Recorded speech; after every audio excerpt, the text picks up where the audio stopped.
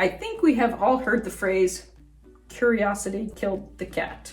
And there's definitely some truth to that statement, Yes. but curiosity has led to so many discoveries. Yes. It has led Louis Pasteur to discover germs and how we fight germs. Yeah, and speaking of curiosity kill the cat, you know, my dad had a saying in Spanish that he used to say to us, and it was, no le busques tres pies al gato teniendo cuatro. And it was like, don't look for a cat with 3 legs when it has 4. It makes more sense in Spanish. Same thing, yeah. But it's the same thing. Yep, same thing. Yeah. I'm not going to be able to remember. Okay. Curiosity led people to sail across oceans. It led some people to actually explore the oceans. Curiosity has caused people to even explore space. We are all curious about one thing or another. Some of you are curious more than others. Some want to know about history. Some are curious about sports. Some are curious about famous historical figures. Yeah. And some are probably very curious about the next Marvel and Star Wars Yes. movies. You know, many people, religious or not, are curious about Jesus.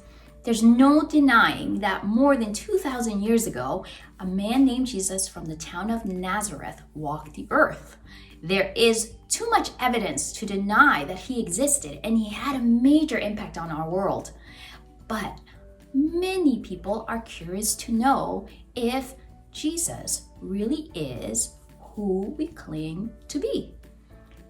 Was he just a man? Was he a good teacher or a prophet? Was he a phony? Was he not really real, trying to pretend to do miracles? Or was he something more?